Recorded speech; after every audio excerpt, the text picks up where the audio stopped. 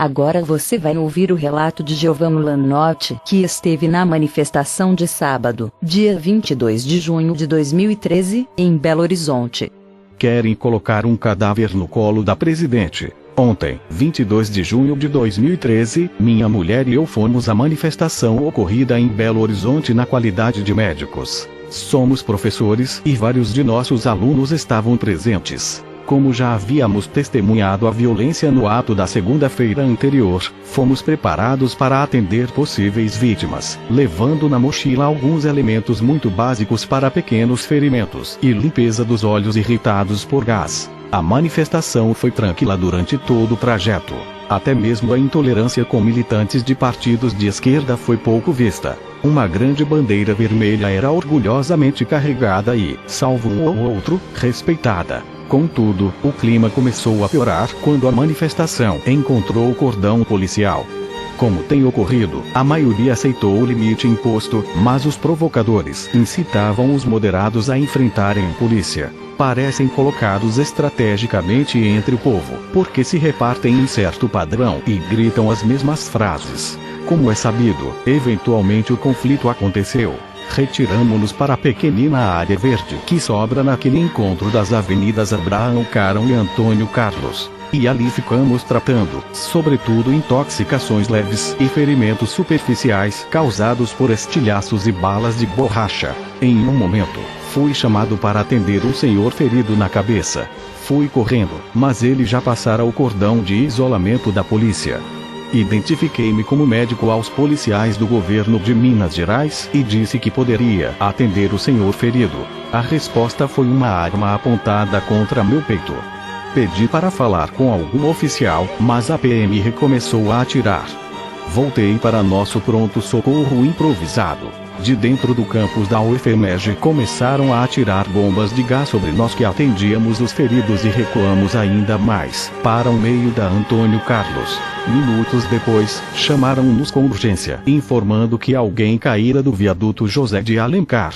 Quando chegamos, um jovem com rosto sangrando estava sofrendo uma pequena convulsão. Fizemos a avaliação primária e, na medida em que surgiam problemas, tratávamos da melhor forma possível. Aquele paciente precisava de atendimento avançado urgentemente, em um centro de trauma, mas a polícia não arrefecia. Aproximou-se de mim um sujeito com o rosto tampado por uma camiseta. Ele descobriu parcialmente a face e me disse no ouvido que era policial e que pediria que não atirassem para que pudéssemos evacuar a vítima. Penso ter visto esse autodeclarado policial perto de mim, quando eu tentava falar com um oficial, e depois correndo ao meu lado. Se for a mesma pessoa, ele era um dos exaltados que incitavam a violência. Chegaram algumas pessoas com camiseta vermelha, na qual se lia Bombeiro Civil. Eles nos ajudaram a improvisar uma maca com um cavalete da empresa de transportes e faixas de manifestantes. Algum tempo depois, por coincidência ou não, os tiros pararam e fomos, com dificuldade, levando a vítima em direção do cordão policial. Minha mulher ficou na barreira. Quando passamos a barreira, vi uma ambulância parada a uns 20 metros. Gritei para os que ajudavam para que fôssemos para ela. Todavia, para meu horror, a polícia não permitiu. Disse que aquela viatura era somente para policiais feridos. Tentei discutir, mas vi que seria improdutivo. Disse a um oficial, então, que conseguisse outra. Não tínhamos muito tempo.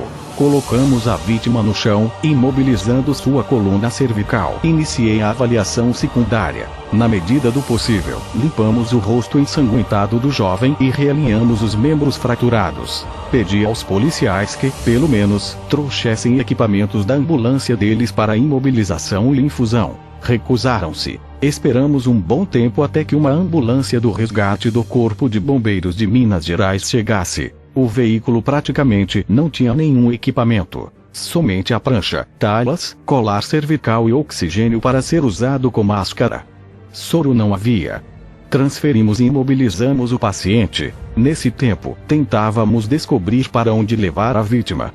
Respostas demoravam a chegar. Pensamos no Mineirão, bem próximo de nós, mas primeiro disseram que era para torcedores e depois que não dispunha de centro de trauma. Fomos para o pronto-socorro de Venda Nova, Risoleta Neves. Lá uma colega assumiu o tratamento do ferido. Entrei em contato com minha mulher e ela me disse que havia se juntado a meu irmão, que 2 outros haviam caído do viaduto e que havia vários feridos, mas que eles não estavam conseguindo mais atender.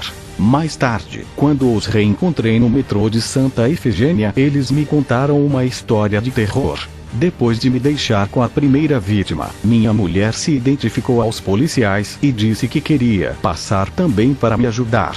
A polícia não deixou e ameaçou atirar nela. Como as agressões reiniciaram logo depois, ela ficou presa entre bombas e pedras, até que conseguiu fugir e retomar a antiga posição para socorro, no meio da Antônio Carlos. Foi quando encontrou meu irmão. Logo depois, receberam um chamado, avisando que outro rapaz havia caído. A situação clínica desse paciente era muito pior do que a do anterior. Não interessa escandalizar ou ofender com detalhes médico-cirúrgico. Relato somente que o quadro que os dois descrevem é gravíssimo. A vítima não reagia, estava em coma, mas respirava e o coração batia. Meu irmão, sabendo da primeira experiência, correu para os policiais, desta vez um outro cordão formado no Antônio Carlos, levantando as mãos, agitando uma camisa branca e gritando que havia um ferido morrendo.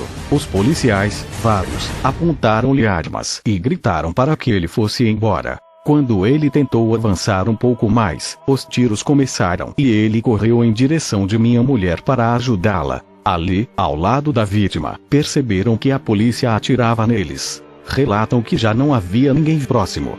Somente a vítima, ele e minha mulher de jaleco branco. Os tiros e as bombas de efeito moral e de gás vinham com um único endereço, o deles. Ficaram o quanto aguentaram, mas não puderam fazer. Desesperados, tiveram que abandonar o rapaz que morria e buscar refúgio. Depois, tiveram a notícia de que um terceiro homem caíra do mesmo viaduto. A cavalaria já estava em ação e não havia como atravessar a avenida para socorrer essa terceira vítima. Quando cheguei em casa, alguns alunos relataram que socorreram um homem que caíra do viaduto. Parece que foram 4, no total. Quando a polícia passou, eles conseguiram chegar à vítima e ficar com ela até que o SAMU chegasse. Algumas ideias ficam em minha cabeça. Quem já conviveu com militares sabe, na maioria das vezes, reconheceram por sua forma de agir, andar, cortar o cabelo e de falar. Sem leviandade, acredito que vários dos provocadores eram militares infiltrados. Vi o homem de rosto coberto dizer ser policial e que pediria para que os policiais alinhados dessem uma trégua e nos deixassem passar. Isso aconteceu. Outra imagem simbólica foi ver a tropa de choque da Polícia Militar de Minas Gerais dentro de uma universidade federal. Deveria ser um território livre e sagrado da paz, da inteligência e da cultura, fechada para os estudantes. Da universidade vinha bombas que machucavam a juventude. Já ampliando o horizonte, o Itamaraty em chamas, a bandeira de São Paulo queimando, o Congresso quebrado, um governador sitiado em sua casa. Há que se ler nos símbolos e nos fatos. Amplie-se mais esse horizonte. Não se vê que os métodos são os mesmos usados nas primaveras árabes, em Honduras, no Paraguai, no Equador, na Venezuela e que começa também a ser usado na Argentina?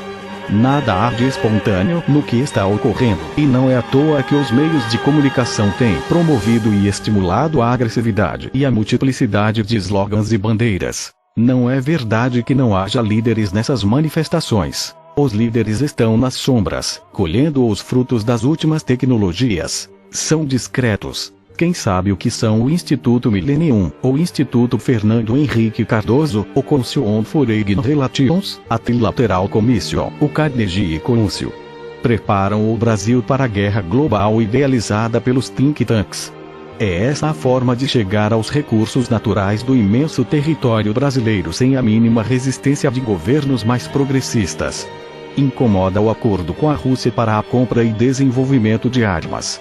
Uma certeza: querem atacar a democracia. Em vez de atacar partido, tome partido. Você está sendo manipulado. Pelo que vi e vivi, é certo que querem jogar um cadáver no colo da presidente Dilma. Meu nome é Giovanni Iannotti e sou professor de medicina. Nós somos Anonymous. Nós somos uma legião. Nós não perdoamos. Nós não esquecemos. Esperem por nós.